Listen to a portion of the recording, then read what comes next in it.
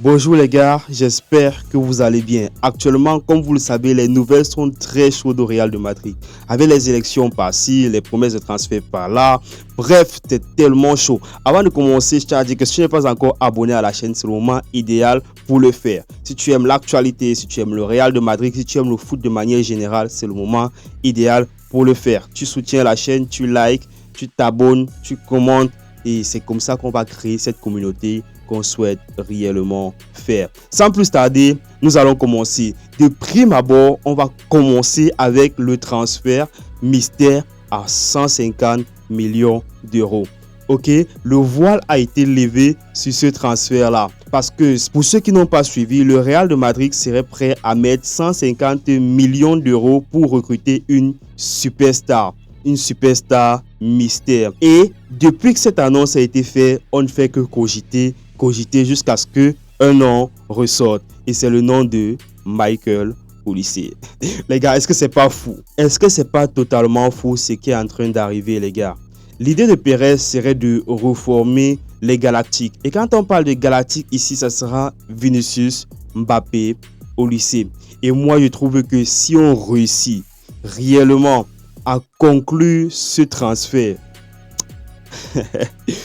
la flamme va se rallumer, les gars. La flamme va se rallumer, les stades seront pleins. Pour moi, réellement, si on réussit à le faire, c'est qu'on a réussi quelque chose de nouveau au Real de Madrid. J'attends vraiment qu'on puisse conclure cette affaire. Parce que Olise fait partie de ces joueurs qui remplissent à la fois le rôle de milieu et celui de couloir. Ok? Donc pour moi, c'est réellement un plan super gagnant. Il va toujours trouver Mbappé. Il n'a pas de soucis. Olise est, pour moi, réellement, ce style de recrutement, c'est totalement gagnant. C'est un game changer, comme on dit souvent. C'est un total game changer. Parce que Olise, à la fois, il sait faire des passes, il sait dribbler, il sait être technique. C'est un joueur complet et c'est réellement ce dont on a besoin. J'ai fait une vidéo récemment ici là où j'ai parlé de l'intérêt qu'on portait à Michael Olise il y a peut-être un mois de cela, mais je ne me rendais pas réellement compte de l'impact de cette vidéo là. Et quand cela arrive réellement à se concrétiser comme ça, je ne peux être que fier, les gars. Je ne peux être que fier. D'autant plus que, en plus de ses qualités techniques, c'est un joueur qui n'a pas une personnalité arrogante de superstar, alors que c'est réellement une pépite. C'est réellement une pépite. Les gars, moi j'attends qu'on puisse conclure cette affaire. Si vous vous souvenez, dans ma vidéo récente, j'ai parlé de l'époque où on avait Benzema, Cristiano Ronaldo, Gareth Bale. Ok, je crois que c'est ça qu'on est en train de vouloir recréer. Sincèrement, je crois que c'est ça qu'on est en train de vouloir recréer. Et si on y arrive, les gars, préparez-vous. Parce que ça ne sera pas juste le triplé. Ça ne sera pas juste le triplé. On va réécrire l'histoire de la Champions League. J'ai trop hâte de cela. Malheureusement, il n'y a pas que de bonnes nouvelles. Il y a également des nouvelles moins bonnes. Parce que dans ma précédente vidéo également, j'ai dit comme qu'on a besoin d'un milieu solide. Ok? Et ayant dit cela, j'ai regardé les potentiels recrues et celui qui ressortait le plus c'était Vitinha. Et effectivement, le Real a jeté son dévolu sur deux joueurs du PSG, notamment Vitinha et Joao Neves. Ok, et Joao Neves, c'est comme ça qu'on prononce. Joao Neves. Oui, c'est ça. Sur Joao Neves. Et malheureusement, le PSG a fait une sortie selon laquelle même pour 400 millions d'euros, ces joueurs ne bougeront pas. Comme quoi, ils ne sont même pas ouverts à la discussion. Donc voilà, on ne pouvait pas tout avoir. Moi, je préfère qu'on se concentre réellement sur Michael Olise et après on verra comment adapter à la suite.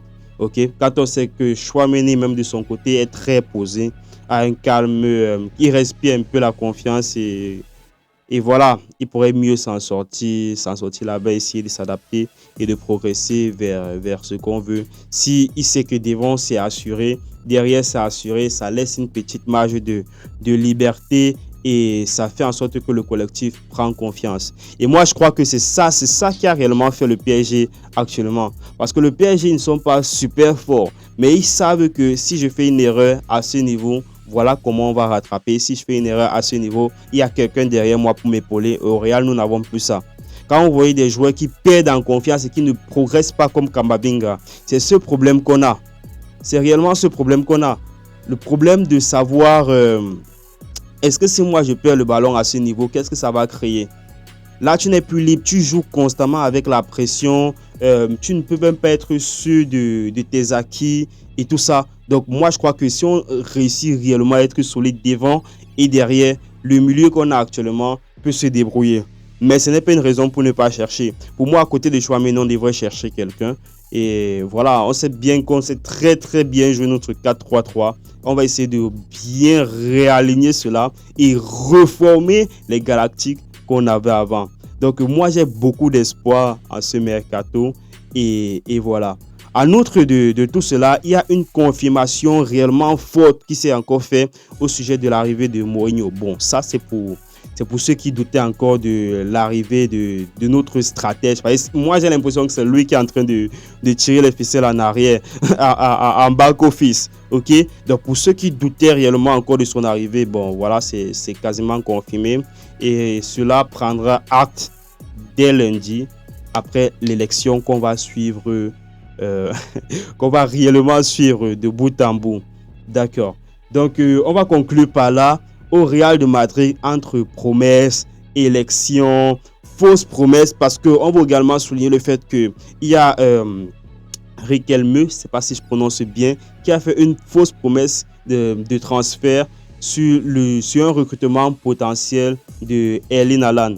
Et très vite, les représentants du joueur ont démenti fermement cela et ont même initié des attaques en justice contre ce joueur. Bon, contre ce manager, bon, ancien joueur.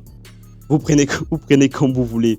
Voilà. Donc, voilà comment se porte le Real de Madrid actuellement. Dites-moi ce que vous en pensez en commentaire. Est-ce que selon vous, la saison prochaine s'annonce bien si jamais Pérez gagne les élections? Est-ce que pour vous, les nouveaux recrutements qu'on est en train de faire vous semblent pertinents? Et comme d'habitude, n'oubliez pas, pour laisser de la force à notre concept, vous likez, vous vous abonnez, vous laissez un petit commentaire. C'était JD Foot. Portez-vous bien. Peace.